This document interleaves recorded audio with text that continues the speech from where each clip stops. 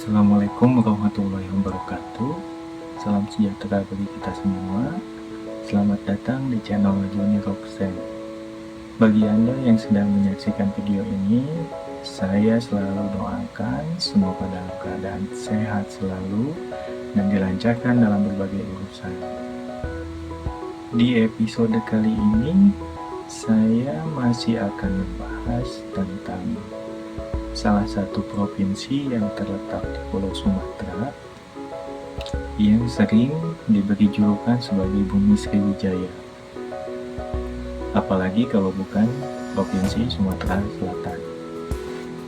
Tapi dalam episode kali ini saya akan mencoba mengerucutkan titik fokusnya kedua kabupaten yang pertama kali saya injak di Provinsi Sumatera Selatan ini, yaitu Kabupaten Musi Banyu Asin dan Banyu Asin.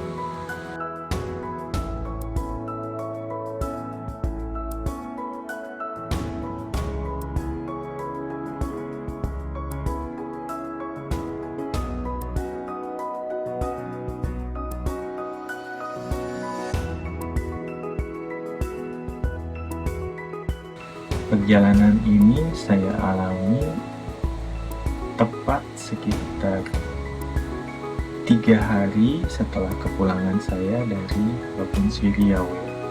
Kala itu kepulangan saya tanggal 2 Oktober tahun 2011, dan selang beberapa hari berikutnya, tepat tanggal 5 Oktober 2011, saya kembali ditugaskan untuk menuju Provinsi Sumatera Selatan ini. Namun kala itu, kepergian saya menuju Sumatera Selatan ini tidak sendiri ya.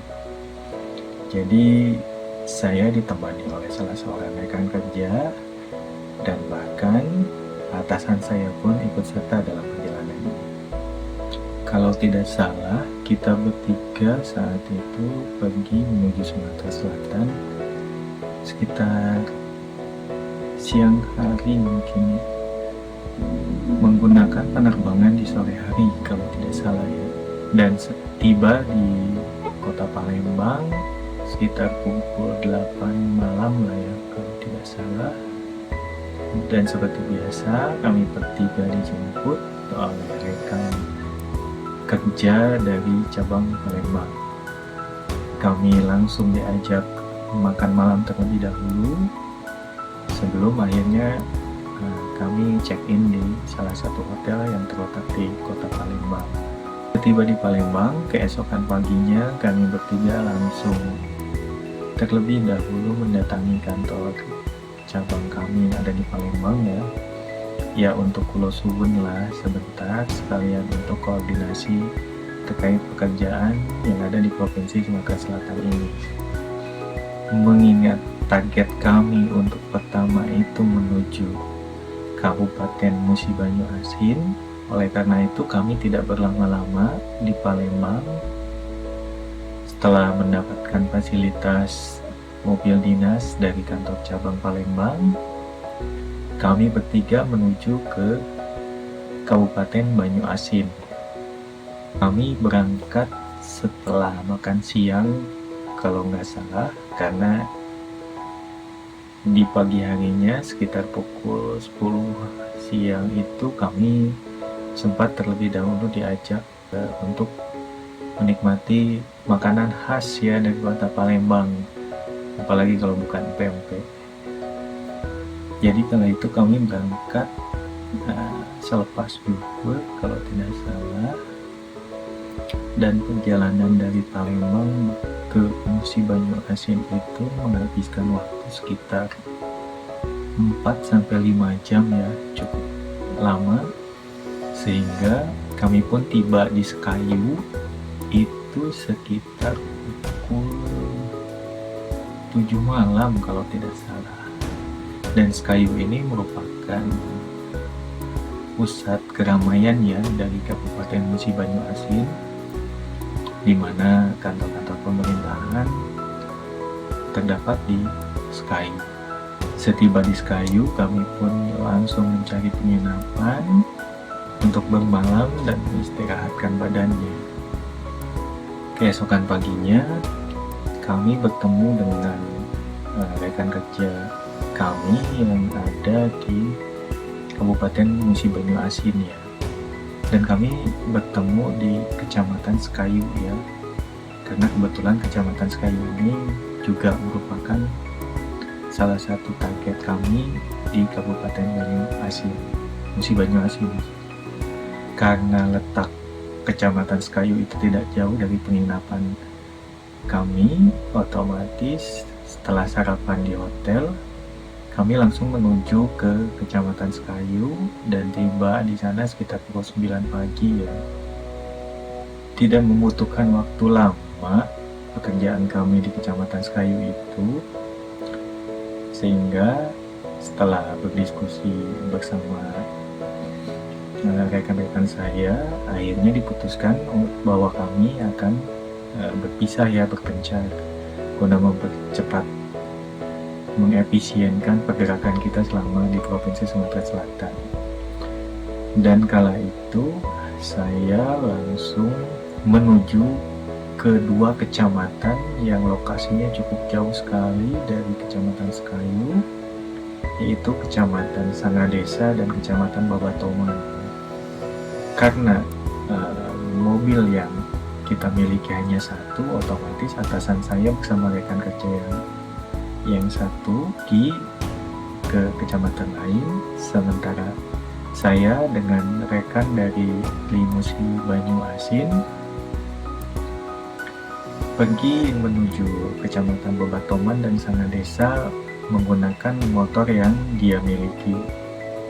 Waktu itu saya langsung menuju ke Kecamatan Babatoman karena Kecamatan Babatoman dan Sangadesa itu satu arah ya. Dan kalau tidak salah, Kecamatan Babatoman terlebih dahulu untuk kemudian langsung menuju ke Kecamatan Sangadesa. Perjalanannya dari Sekayu sendiri itu sekitar 1 jaman lah ya, karena waktu itu saya pun cukup merasa panas ya, kelamaan duduk di motor. Alhasil sampailah kami di Kecamatan Babatoman dan kami pun tidak banyak berbahasa basi, langsung kami merampungkan target pekerjaan yang ada di sana dan tidak butuh waktu banyak juga, sehingga untuk selanjutnya kami melanjutkan ke Kecamatan Sangadesa. Sepanjang perjalanan dari Sekayu menuju Babatoman dan Sangadesa itu, seingat saya waktu itu kami menyusuri Sungai Musi juga, mungkin anak Sungai Musi ya lebih tepatnya. Setiba di Kecamatan Sangadesa, kami melakukan hal yang sama, langsung bekerja, dan kami selesai bekerja itu sekitar pukul 4 sorean ya, pada asar kalau nggak salah. Dan cuaca kala itu hujan deras, bahkan badai, sehingga mau tidak mau kami harus menunggu terlebih dahulu sampai hujan itu mereda. Alhamdulillah beruntung kala itu ada salah satu staf Kecamatan Sangadesa yang sangat bersahabat sekali dan mengajak kami untuk menunggu di rumahnya yang letaknya memang tidak terlalu jauh dari kantor Kecamatan Sangadesa tersebut. Dan di sini saya melihat rumah asli ya dari Provinsi Sumatera Selatan, penduduk Provinsi Sumatera Selatan, karena rumah si staf kecamatan tersebut masih menggunakan rumah kayu yang merupakan ciri khas dari Provinsi Sumatera Selatan. Jadi selama hujan deras yang disertai badai itu datang, kami menunggu di rumah salah satu staf kecamatan tersebut. Namun sayangnya kala itu hujan tak kunjung reda ya, sehingga akhirnya karena kebaikan hati dari staf kecamatan di Sangadesa juga, pada akhirnya kami pun diantarkan pulang ke Sekayu dengan menggunakan kendaraan milik dari staf kecamatan tersebut. Ya lumayan sangat beruntung sekali ya, karena kala itu hujan tak kunjung reda, malah yang ada makin besar, sehingga kami pun diantar pulang oleh si staf kecamatan tersebut menuju Sekayu. Setiba di Sekayu, kala itu kami janjian di salah satu rumah makan ya, untuk bertemu dengan sahabat saya yang berbeda arah, yang di awal perencanaan berpisah dengan saya menyusuri target lain di kecamatan yang lain juga. Kala itu kami sempatkan makan terlebih dahulu di sana sambil ngopi-ngopi santai. Setelah selesai makan dan ngopi-ngopi, akhirnya kami pun kembali ke penginapan. Karena keesokan harinya kami masih memiliki target 2 kecamatan lagi, yaitu di Batanghari Loko dan Kecamatan Lais. Jadi kurang lebih 2 hari ya kami berada di Kabupaten Banyuasin. Setelah keesokan harinya selesai dengan urusan di Kecamatan Batanghari Loko dan Kecamatan Lais, kami langsung pulang kembali menuju Palembang. Memang tidak banyak cerita serta aktivitas juga selama kami di kabupaten ini. Kami hanya bekerja saja, tidak sempat mengunjungi lokasi-lokasi wisata, karena memang ya kabupaten itu lebih terkenal dengan kilang minyaknya ya, ketimbang pariwisatanya. Dan memang Kabupaten Musi Banyuasin ini tidak banyak memiliki tempat wisata ya, paling hanya sekitar Sungai Musi, ya mungkin anaknya ya, anak Sungai Musi yang mengalir ke Kabupaten Musi Banyuasin ini. Juga ada beberapa wisata alam, namun ya tidak begitu menjadi fokus utama. Selesai dengan urusan kami di Kabupaten Musi Banyuasin, setiba di Palembang, kami seperti biasa beristirahat terlebih dahulu 1 malam. Untuk kemudian keesokan harinya kami melanjutkan pengejaran target kerja ke salah satu kabupaten yang hampir sama juga namanya, hanya kalau yang tadi adalah Musi Banyuasin, kalau yang ini adalah Kabupaten Banyuasin. Target kami di Kabupaten Banyuasin sebenarnya tidak banyak juga, hanya beberapa kecamatan. Di antaranya adalah Kecamatan Muara Telang. Dari namanya saja sudah Muara Telang, otomatis kantor kecamatan ini pasti terletak di sekitar muara Sungai Musi ya mungkin. Maka dari itu perjalanan kami menuju Kecamatan Muara Telang ini sebenarnya cukup dekat, hanya karena tidak bisa dilalui oleh kendaraan baik roda 2 roda 4, karena saat itu kami diharuskan untuk menaiki perahu motor kecil menyusuri Sungai Musi beserta aliran-aliran kecilnya gitu. Hingga sampai akhirnya kami pun tiba di kantor Kecamatan Muara Telang tersebut. Dan itu pertama kalinya ya saya menyusuri sungai dengan menggunakan perahu motor seperti itu.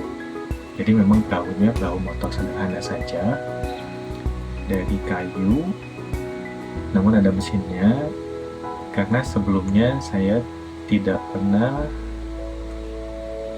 mencoba ya menaiki perahu seperti itu di sungai yang besar sekali ya, seperti Sungai Musi ini. Karena waktu dulu di Raja Ampat saya naik speedboat serta kapal yang agak lebih gede, dan itu pun di lautan bukan di sungai. Dan kalau ditanya, bagi saya menyusuri sungai seperti Sungai Musi seperti itu lebih terasa apa ya? Lebih terasa cukup menegangkan ya, karena melihat suasananya yang ada rawa-rawa, semak-semak gitu. Berbeda dengan menyusuri lautan. Dan kadang imajinasi liar saya pun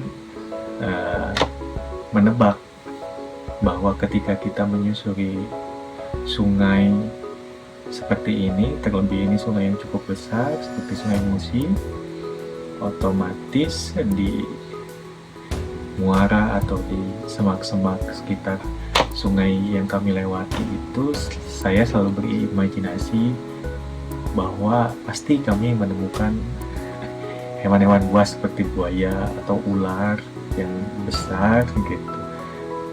Maka dari itu saya mengasumsikan bahwa naik perahu atau speedboat di sungai itu lebih terasa menegangkan ya ketimbang menaikinya di lautan. Namun saat kepergian itu saya tidak menemukan, alhamdulillah. Lanjut ke cerita, sesampai di Kecamatan Moratulang kami bekerja, dan kala itu saya sempat makan siang di sana, disuguhi salah satu makanan khas yang ada di Provinsi Sumatera Selatan juga, yaitu Pinang Patin kalau nggak salah itu namanya. Namun sekali lagi, karena saya memang tidak makan ikan ya, jadi waktu itu dilemanya saya nolak gimana gitu, makan juga gimana gitu. Sampai akhirnya ya, khusus saya sendiri kala itu dibelikan nasi padang ya, yang berbeda dari teman-teman saya. Selesai urusan saya di Kecamatan Moratulang, kala itu kami ya jalan kaki lah menuju ke pelabuhan, istilahnya ada satu pelabuhan di sungai tersebut gitu, yang dimana orang-orang yang akan menuju Palembang itu menunggu perahu motor di dermaga tersebut. Di dermaganya saya sambil menunggu perahu datang, kami sempat ngopi-ngopi juga, sempat merokok gitu, karena memang dermaga kecil lah gitu, jadi bukan dermaga, lebih tepatnya tempat senderan kapal saja lah. Dan ketika ngobrol bersama penduduk di sekitar sana itulah saya cukup kaget ya, bahwa ternyata seminggu sebelum kedatangan saya ke Muara Telang tersebut, ada satu rombongan tim medis ya, dokter beserta beberapa orang yang mengalami kecelakaan karena perahu motornya terbalik di sungai tersebut, dan semua korban tersebut itu meninggal dunia. Jadi kala itu saya bersama teman saya jadi ngerasa gimana ya, otomatis nyali kami pun jadi agak terpengaruh ya.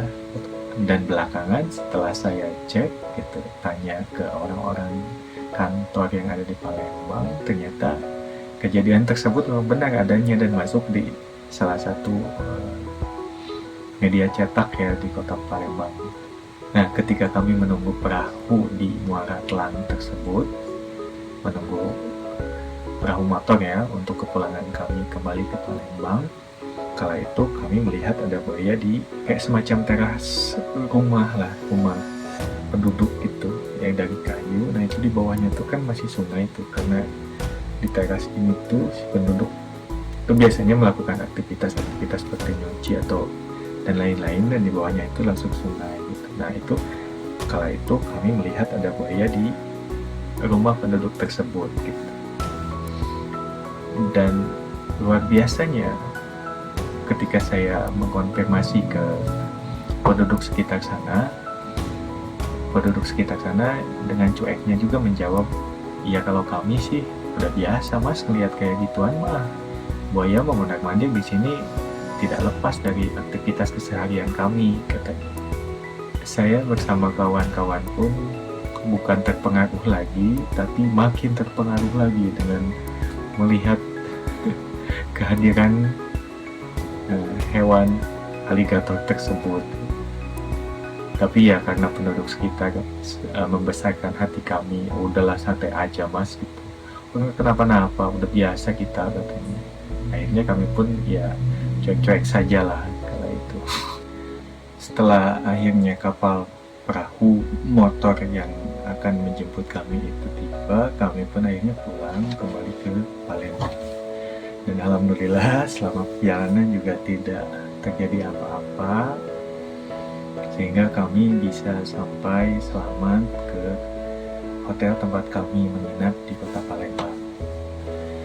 Jadi kurang lebih selama 5 hari sejak kedatangan kami di Sumatera Selatan, yaitu tanggal 5 Oktober, kami berhasil mengejar target di 2 kabupaten, yaitu Kabupaten Musi Banyuasin dan Kabupaten Banyuasin.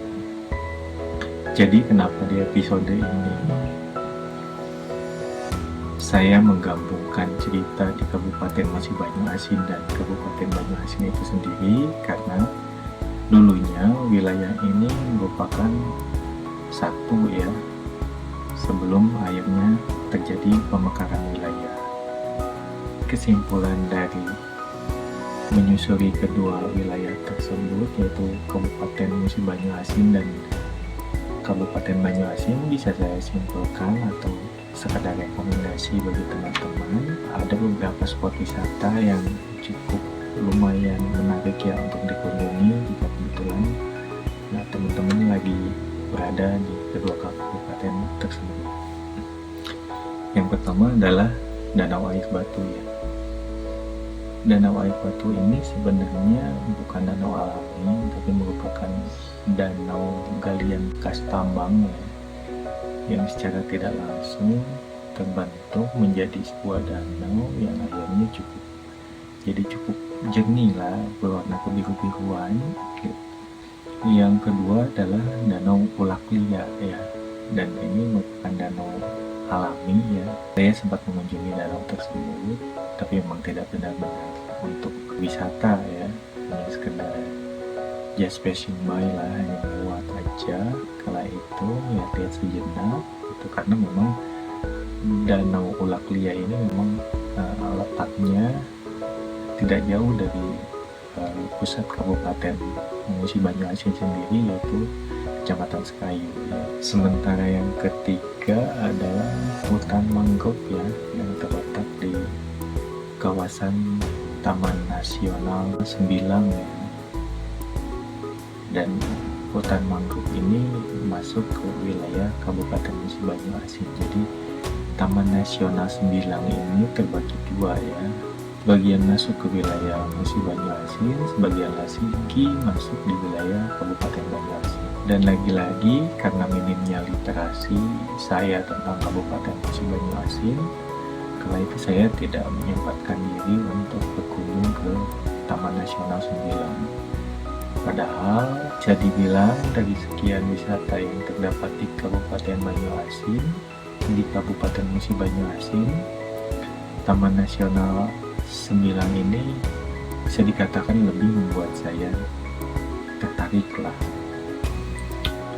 Terus ada lagi Danau Kongna, isinya sekitar 45 menitan lah dari Sekayu, dan ini merupakan satu danau alami juga.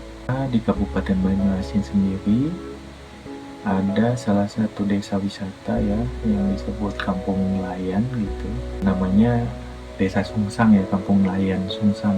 Di sana menyajikan ya gimana kampung adat nelayan wisata di daerah Kabupaten Banyuasin. Selain beberapa wisata yang saya sebutkan tadi, Kabupaten Banyuasin juga memiliki satu pulau ya yang rencananya akan dikembangkan lebih lanjut oleh pemerintah setempat, namanya Pulau Ekor Tikus ya. Oke, mungkin cerita kali ini hanya sampai di sini saja. Meski perjalanan saya di Provinsi Sumatera Selatan ini belum semuanya saya ceritakan. Kelanjutan ceritanya akan saya lanjutkan di episode berikutnya, dan memang tidak cukup banyak juga rekomendasi yang bisa saya berikan mengenai tempat wisata di Sumatera Selatan ini. Namun sekali lagi, mudah-mudahan semua itu tidak mengurangi niat saya untuk selalu berbagi dengan teman-teman semua, dan mudah-mudahan bisa berguna juga. Dan jangan lupa ya, yang belum bergabung langsung saja di subscribe, di like, dan jangan lupa juga tinggalkan komentar, atau kalaupun mau di share silahkan saja di share video ini. Akhir kata, Assalamualaikum warahmatullahi wabarakatuh. Sampai jumpa di cerita selanjutnya.